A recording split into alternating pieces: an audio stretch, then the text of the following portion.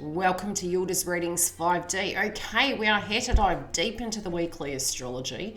We cover it week by week for each zodiac sign. Please join us and subscribe. We also have an additional section now, which is the members zone for twin flames, pre-release video content and more. Also, have a look at the merch. Let's get into the astrology for the week and see what comes up for your zodiac sign. For website details and bookings, the link is below in the information box. And before I forget, 2021 transits. As above, we do have the 2021 forecast for all your zodiac signs. That is a detailed report as to how the transits will infect you, what dates they're occurring, and what houses they will occur in. So keep those for reference. I'll try and pin them in the videos so that when you need them, they are easily accessible. Now, moving into the month, we do have the new moon occurring on the 13th in Capricorn by the 23rd, and we do have quite heavy placements this week relating to that Capricorn placement. Please have a look at the video for your 2021 transits. They do cover the astrology with retrogrades, directs, house placements and more. For the more weekly orientated energy to keep up to date, please subscribe so you get these transits and you know where the placements are for you. Now, moving into this month, we do have on the 13th the new moon in Capricorn, and it will be at the critical degree point. So any aspects linking to Capricorn are deeply important that you really focus on to get the best out of this week so that you can have that brand new beginning by the end of it. We also have Mercury in Aquarius, and that occurred on the 8th, and it will continue. So our thoughts, our connections, our speech, our movement will be in the bigger picture of things. We have also Venus in Capricorn, very similar to the moon energy, taking that direct responsibility and accountability with our marriages, contracts, partnerships. Now, Mars also had moved last week out of Aries, so we do have some reprieve, and it is in the house of Taurus, and it will be till March the 3rd. We do have quite heavy hitting energies linking to Taurus at the moment. Uranus and Taurus will go direct by the 14th. We also have Lilith and Taurus facing our shadow, deeply important, and Mars and Taurus. Hard to think then. Okay, so the squaring aspects that will be occurring this week is between Mercury squaring Uranus on the 12th and Mercury squaring Black Moon Lilith on the 14th, the day of Uranus and Taurus going direct. Mercury also goes in shadow by the 14th, so get that paperwork in order to be prepared. Hi Leo, let's have a look at what's coming up for you from the 9th through to the 15th. Now, the moon energy is helping you tap into those creative abilities. Your emotions can be guided to more creative pursuits. You may be focusing on those energies. You also might want some quality time with children, co-creative ventures, or with loved ones. With the Sun in Capricorn, you can really be guided to, as well as with Venus in Capricorn, dealing with finalizing tasks. And this can be a lot of responsibility, taking your career to the next level, taking your connections to the next level, but moreover, making very serious, healthy decisions when it does come to how you're navigating your connections. Now, Mars was in your 9th house for some time last year, and even moving into the first week of January, it may have been causing a tension point. Now, the 9th house can relate to siblings. It also can be to do with your belief systems, dealing with education and upskilling, children, value systems, your day-to-day routine, or maybe even being from far. But you can be attracting energies into your life to do the shadow work. So that's a different subject, but we'll get into that a little bit later. Now, what I am saying is, with Mars transiting away from Aries, it's taking the pressure of those areas. It can also be wounds relating to previous relationships that didn't go the distance. On the 7th, Mars moved into Taurus, and for you, it is linked to your 10th house placement. Much focus can come through your creative projects and through employment and the work you do. And it can be emotional work, things you're pouring your energy into, creative pursuits with Sagittarius in the 5th house, as well as very separately applying for work, studying, upskilling, and getting those things done. Now, the beautiful aspect was in 2020, we had both Mars and Saturn transit into Aquarius, which is connected to your 7th house placement of marriages, contracts, partnerships, and there can be expansion in these domains, but a lot more responsibility. There can also be psychology surrounding the responsibility you have by owning what you're needing out of these connections, but also looking at what you're willing to put into them and taking your time to develop those areas. On the 9th, there can be some tension point, both with your communication and your thoughts, when it does relate to stress levels and give and take. This can be relating to work, relating to other people, chores and duties within the household, but your thoughts may not be completely matching, and the things that you're working towards may feel like they're really coming at you on the 9th. But the hard work that you do put in can pave the way for the next 20 years. So yes, this month can be a little bit tedious with those, hard yards. And at the end of the month, we're having Mercury going retrograde. So this guidance you're getting spiritually and psychologically is to tie up those loose ends, and you do need to trust your instincts. And we also have the moon transiting Sagittarius, and doing things that are more luxurious, looking at your time management, having emotions relating to wishing you had more quality time, to really tap into those pursuits of happiness, the luxuries, the being able to lounge and sit with friends and talk with loved ones, looking at that domain, tapping into art and gardening is very 5th house placement, but it also can be children and rebirthing and co-creative activities that you may emotionally really want to focus on right now.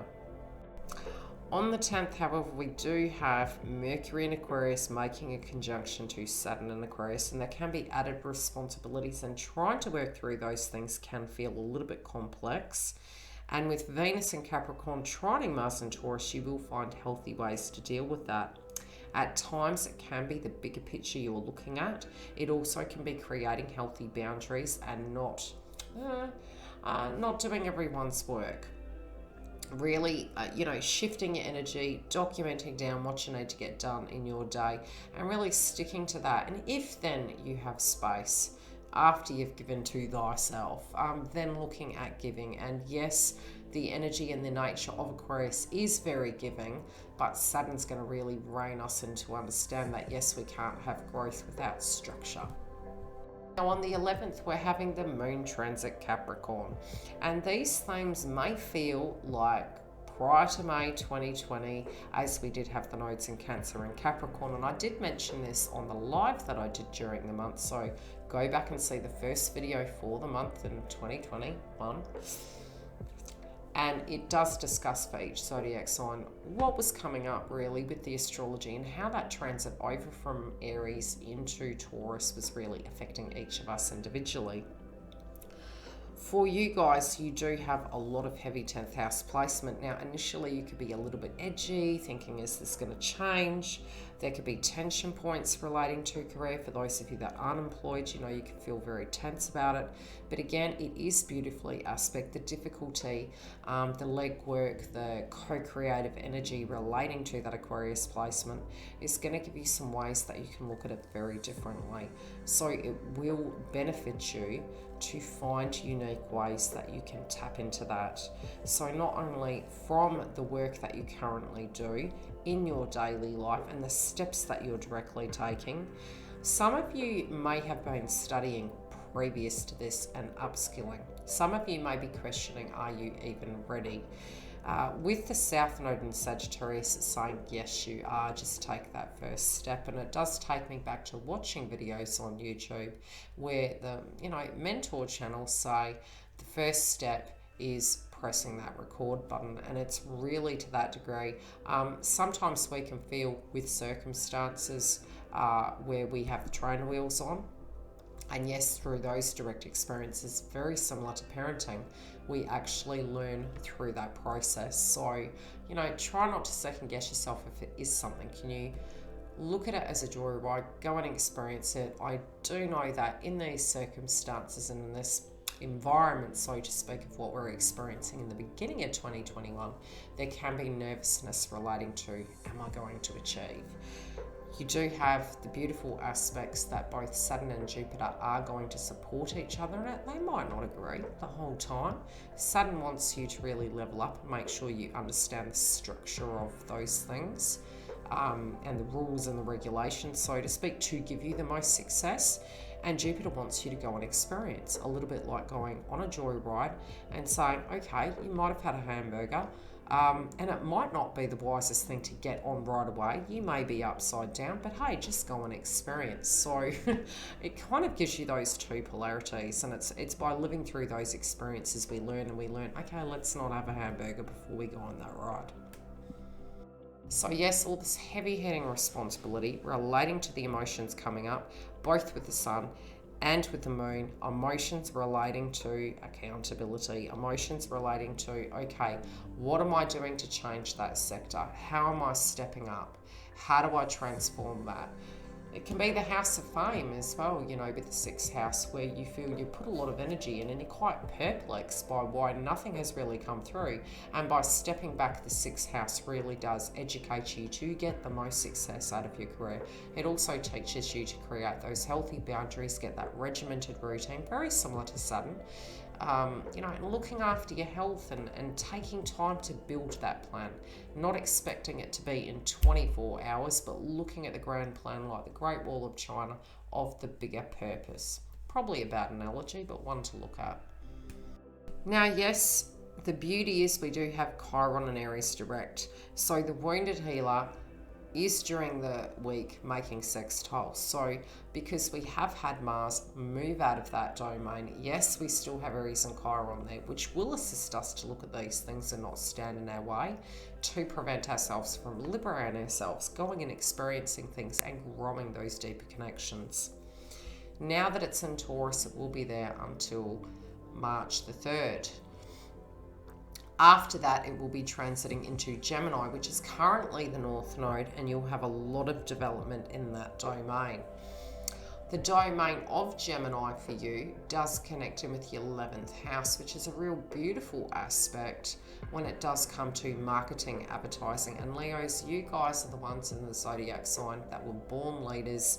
You were meant to be business owners. So depending on what you are doing, you're such a lioness, you're glorious in all your form to be able to achieve those things extremely independently. Now, uniquely, we sometimes crave to have those connections to support us and help us, and that energy of Aquarius is really going to show you that, yes, you can have people to step in and help you, not like 2020 and beyond prior.